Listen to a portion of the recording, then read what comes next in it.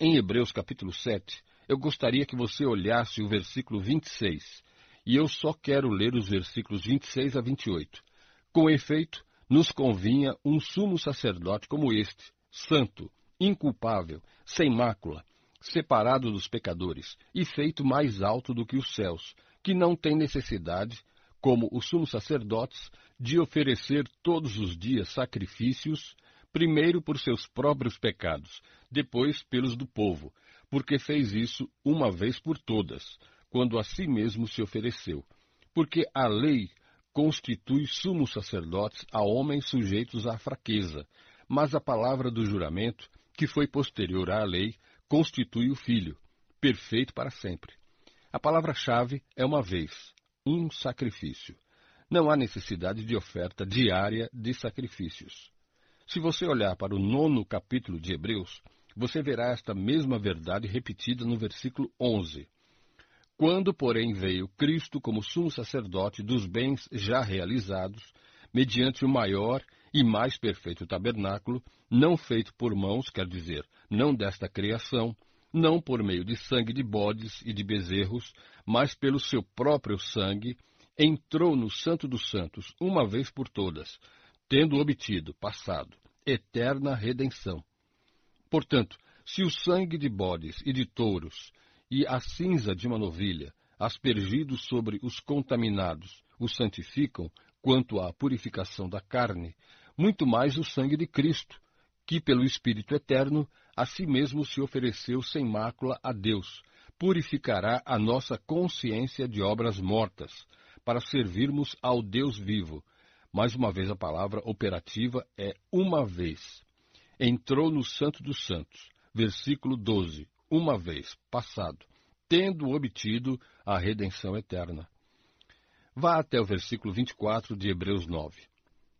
Porque Cristo não entrou em santuário feito por mãos, figura do verdadeiro, porém no mesmo céu, para comparecer agora por nós diante de Deus, nem ainda para se oferecer a si mesmo muitas vezes, como o sumo sacerdote cada ano entra no Santo dos Santos com sangue alheio. Ora, nesse caso, seria necessário que ele tivesse sofrido muitas vezes desde a fundação do mundo.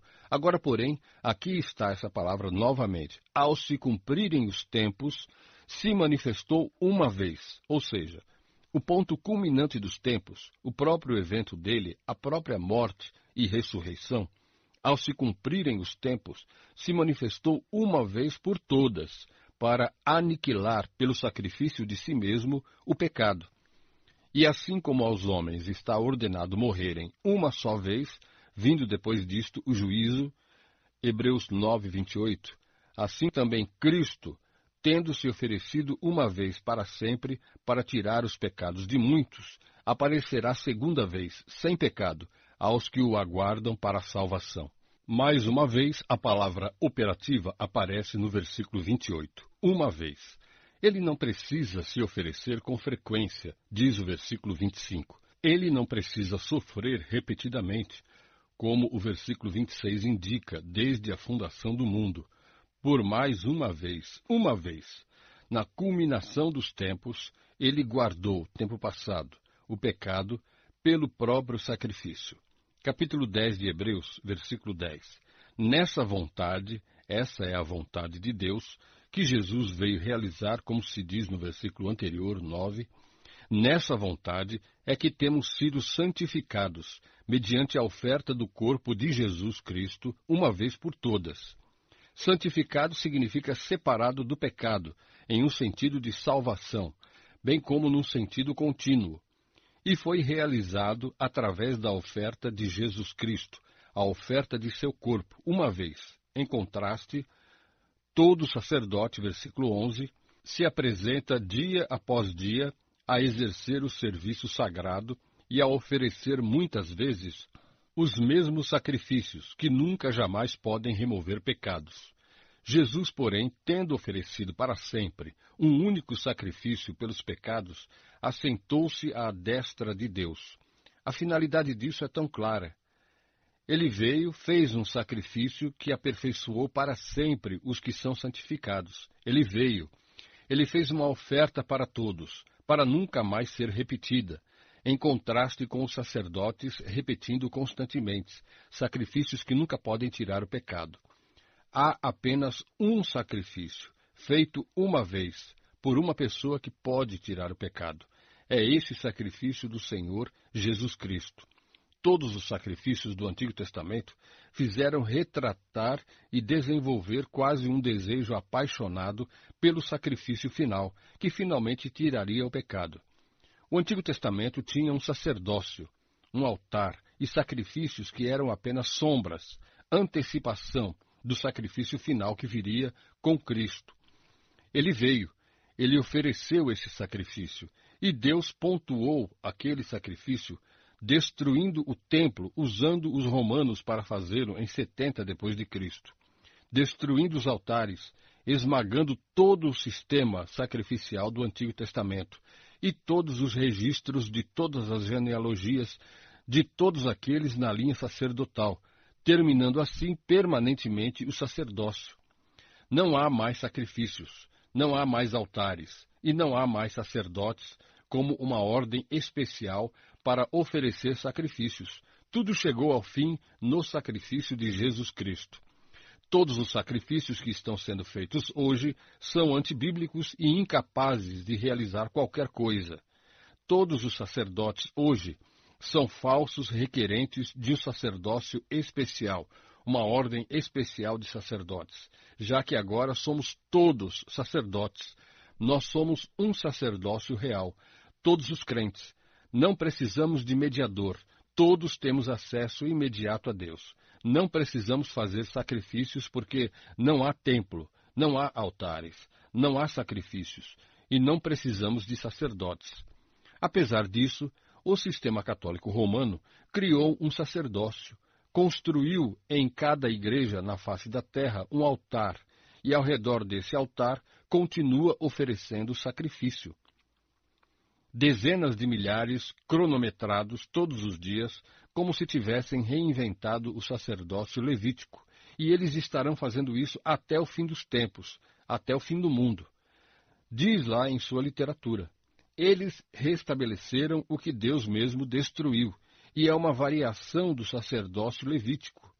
É uma variação ilegítima desse sacerdócio. Eu digo variação porque é misturado com o mistério e a idolatria pagãs do culto. A missa é um sacrifício que pode ser feito apenas em um altar de algum tipo e apenas por um sacerdote. Quão importante é a missa para o catolicismo? Bem, para mostrar a sua importância, cito o catolicismo católico, entre aspas. A missa é a fonte e a cimeira da vida cristã, que é dizer, é a origem da vida cristã e é o ponto alto. Foi o cardeal Ratzinger, que agora se chamou de Papa Bento, que disse, e eu o cito, a missa é a soma e substância de nossa fé. Isso não é periférico, isso não está na borda. Este não é um entre muitos. Este é o coração e a alma do sistema. Embora existam 7 sacramentos por sua definição, este é o sacramento principal. Mas, desde logo, a missa é um engano, porque, como eu disse, não há mais sacrifícios, não há mais altares, não há mais templo em que Deus habita, nem mais tabernáculo, e não há mais sacerdócio. É, portanto, um falso sacrifício em um falso altar, em um templo falso, por um falso sacerdote. No fundo, é uma negação do sacrifício singular de Cristo na cruz, porque a missa é uma oferta de Cristo repetidamente por um sacrifício ilegítimo em um altar ilegítimo para um propósito inútil e ímpio. Como em tantos pontos, como já falei, o catolicismo romano é uma mistura. É principalmente o paganismo com um pouco de cristianismo polvilhado nela e com muita terminologia cristã para enganar e enganar as almas. É uma religião demoníaca que não traz salvação, não pode. John O'Brien, um padre católico, ajudou os católicos romanos a compreenderem a importância da missa. Ele escreveu um livro intitulado A Fé dos Milhões, as credenciais da religião católica. É um trabalho clássico, isto é o que ele escreveu, John O'Brien, um trabalho muito popular. Quando o sacerdote anuncia as tremendas palavras de consagração, esta é a missa, ele alcança os céus, traz Cristo do seu trono e o coloca no nosso altar para ser oferecido novamente como vítima dos pecados do homem. É um poder exercido pelo sacerdócio maior que o dos anjos e o dos santos, maior que o dos serafins e dos querubins. Na verdade, é um poder maior do que o poder da Virgem Maria. Enquanto a Santíssima Virgem era a agência humana pela qual Cristo se encarnou uma única vez, o sacerdote traz Cristo para baixo do céu e o torna presente em nosso altar como a eterna vítima. Você se pergunta por que você sempre vê um crucifixo e não uma cruz vazia? O sacerdote traz Cristo para baixo do céu e o torna presente no nosso altar como a eterna vítima pelos pecados do homem, não uma vez, mas milhares de vezes. Pare por um momento. Você vê a comparação? Maria apenas o trouxe para o mundo uma vez. O Padre o traz para baixo milhares de vezes. Ele tem maior poder do que a Virgem Maria. É uma coisa maravilhosa para um católico romano dizer, pois qualquer estudo de Maria nos indicaria que eles pensam que ela tem o próprio poder de Deus. Nós não esperamos que um sistema como este seja consistente. Esperamos? O sacerdote, ele prossegue. Fala, e eis que Cristo, o Deus eterno, o onipotente, curva a cabeça dele em humilde obediência ao comando do sacerdote. E o último parágrafo de O'Brien, de que dignidade sublime é o ofício do sacerdote cristão, que tem o privilégio de agir como embaixador e vice-regente de Cristo na terra. Ele continua o ministério essencial de Cristo. Ele ensina os fiéis com a autoridade de Cristo. Ele perdoa o pecador penitente com o poder de Cristo. Ele oferece novamente o mesmo sacrifício de adoração e expiação que Cristo ofereceu no Calvário. Não é de admirar que o nome que os escritores espirituais gostam, especialmente de se candidatar ao sacerdócio, é o de Alter Christus, pois o sacerdote é e deve ser outro Cristo. Na semana passada eu estava no programa Larry King, alguns de vocês viram isso. Isso saiu da boca de um dos sacerdotes nesse programa. Quão maravilhoso é, ele disse, ser outro Cristo. A Bíblia avisa sobre outro Cristo, falso Cristo. E eles vão proliferar nos últimos dias. Isso é o que está acontecendo em uma missa. Este padre, dado por esse poder maior do que o da Santíssima Virgem, traz Cristo para fora do céu. Tudo o que ele tem a fazer é falar, e Cristo, o Deus eterno e onipotente, inclina a cabeça com humilde obediência ao comando do sacerdote. Agora, tudo isso se remonta à sua verdadeira ratificação e esclarecimento ao Concílio de Trento no século XVI. O Concílio de Trento afirma tantas coisas porque reagiriam à reforma. Mas você volta para o Concílio de Trento e você terá uma boa ideia de como eles caíram sobre a missa. Este é um dogma, pessoal. Quando o Concílio de Trento dizia algo, a Igreja dizia. Quando a Igreja diz isso, é infalível, portanto não pode mudar. O Concílio de Trento reuniu-se na sua 13ª sessão. As sessões duraram um longo tempo. Encontramos nesta 13ª sessão, em outubro de 1551, eles promulgaram naquela sessão particular um decreto referente à citação o Santíssimo Sacramento da Eucaristia, a missa. No final do decreto, havia uma lista de cânones ou leis, e essas leis fornecem anátema ou condenação à coisa mais forte que eles podem fazer. A palavra mais forte que eles podem usar é maldição ou anatematizar. E os cânones anatematizaram aqueles que rejeitam o ensino do concílio. Agora, o que acontece se você olhar para esses cânones? Eles fornecem breves definições sucintas de sua doutrina.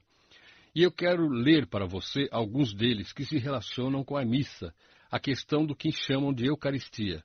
Cânon número 1. Dentro do decreto relativo ao Santíssimo Sacramento da Eucaristia. Cânon número 1. Se alguém nega que no sacramento da Santíssima Eucaristia estão contidos verdadeiramente, de forma real e substancialmente, o corpo e o sangue, juntamente com a alma e a divindade de nosso Senhor Jesus Cristo e, consequentemente, o Cristo inteiro, mas diz que ele está nele apenas como um sinal ou figura ou força, seja anátema. A condenação é pronunciada sobre quem diz que Cristo não está realmente lá, corpo, sangue, alma, divindade, vinho e bolacha. Cânon número 2. Se alguém disser que no sagrado e santo sacramento da Eucaristia a substância do pão e do vinho permanece conjuntamente com o corpo e o sangue de nosso Senhor Jesus Cristo, ou seja, ambos estão lá, e nega essa mudança maravilhosa e singular de toda a substância do pão no corpo e toda a substância do vinho no sangue, as aparências apenas do pão e do vinho restante, que mudou a Igreja Católica, mais chamado de a transubstanciação, seja anátema. Em outras palavras, se você diz que o corpo e o sangue, assim como a alma e a divindade de Cristo, não estão lá no vinho e no pão, você é anatematizado. Se você diz que ele está apenas lá, juntamente com o pão e o vinho, você também é anátema. O que você tem a dizer é, ele está lá e o pão e o vinho não estão lá, embora pareçam estar lá. Misticol ocus pocus, mumbo jumbo com certeza. Cânon número 8. Se alguém diz que o recebimento de Cristo na Eucaristia é recebido espiritualmente apenas, e também não sacramentalmente e realmente, seja anátema. Ou seja, se você diz que ao tomar o pão, tomando a hóstia, como eles o chamam, que o pão é a única coisa dada ao comungante, se você diz que Cristo está só lá espiritualmente e não sacramentalmente e realmente, você está condenado. 11 anos depois, em 1562, foi realizada a 22ª sessão do Concílio de Trento. E desta vez, o decreto promulgado foi intitulado Doutrina sobre o Sacrifício da Missa. E é importante que você conheça isso. Então deixe-me ler o que diz a segunda seção deste decreto. E na medida em que neste sacrifício divino, que é celebrado na missa, é contido e imolado de maneira não dolorosa o mesmo Cristo que uma vez se ofereceu de maneira dolorosa no altar da cruz, o Sagrado Concílio ensina que isso é verdadeiramente propiciatório e tem esse efeito, que se nós, contritos e penitentes, com coração sincero e fé direta, com temor e reverência, nos aproximarmos de Deus, obtemos misericórdia e graça em auxílio temporário. Em outras palavras, a missa é realmente Cristo. É realmente um sacrifício em um altar real, por um verdadeiro sacerdote, assim como sacerdotes no Antigo Testamento ofereciam um animal no altar como um sacrifício. A única diferença é que não é sangrento, que Cristo é, no entanto, imolado, oferecido ou sacrificado. E como resultado disso, a propiciação é alcançada. A satisfação real para o pecado é alcançada. Trento prosseguiu dizendo, a vítima é uma e a mesma coisa, isto é, Cristo é a vítima. Como ele estava na cruz, nesta missa a mesma coisa, que é Cristo, agora oferecendo pelo ministério de sacerdotes que se ofereceram na cruz. Então você tem dezenas de milhares, milhões e milhões de sacrifícios de Cristo sendo feitos por sacerdotes, e é o mesmo Cristo, o verdadeiro Cristo, o Cristo real, e não apenas um Cristo espiritual, mas o Cristo real, corpo, sangue, espírito e divindade. E é propício, propiciatório. Ele continuou dizendo, Trento, é bem entendido que é um sacrifício não sangrento, mas não é menos um sacrifício. É justamente oferecido para os pecados, os castigos, as satisfações e as outras necessidades dos fiéis que vivem, mas também para os que se afastaram em Cristo, mas ainda não totalmente purificados. Onde estão? No purgatório. Então, isso é uma propiciação para os vivos e para os mortos. Agora, no final desse decreto, que veio 11 anos depois, há mais cânones, mais maldições pronunciadas sobre aqueles que negariam isso. Aqui está o cânon número 1. Se alguém diz que na missa um sacrifício verdadeiro e real não é oferecido a Deus, ou ao ser oferecido não é mais do que Cristo nos tem dado para comer, seja anátema. Se você diz que estamos comendo Cristo, literalmente, comendo seu corpo e sangue, espírito e divindade, mas não é um sacrifício, você está condenado. Cânon número 2. Se alguém diz que por essas palavras, faça isso em memória de mim, Cristo não instituiu sacerdotes dos apóstolos, nem ordenou que eles e outros sacerdotes deveriam oferecer seu próprio corpo e sangue, seja anátema. Se você apenas diz, faça isso em memória de mim, é menos do que a instituição do sacerdócio católico romano. Você está condenado. Cânon número 3. Se alguém disser que o sacrifício da missa é somente um louvor e ação de graças, ou que é uma mera comemoração do sacrifício consumado na cruz, mas não um propiciatório, ou seja, não é eficaz, que não é um sacrifício real que Deus aceita para que ele possa perdoar pecado, se você diz que é nada menos do que isso, ou que ele só é proveitoso para quem recebe e não deve ser oferecido para os vivos e os mortos, isto é, apenas a pessoa que está recebendo e não outras pessoas vivas e outras pessoas mortas que não estão lá, por pecados, punições, satisfações e outras necessidades, que seja anátema. Se você diz que não vale para os vivos e os mortos que não estão lá, você é amaldiçoado. Cânon número 4. Se alguém diz que pelo sacrifício da missa uma blasfêmia é lançada sobre o sacrifício mais sagrado de Cristo, consumado na cruz, que seja anátema. Então todos somos condenados.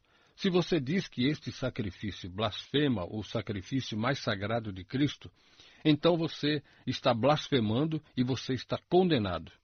Cânon número 5.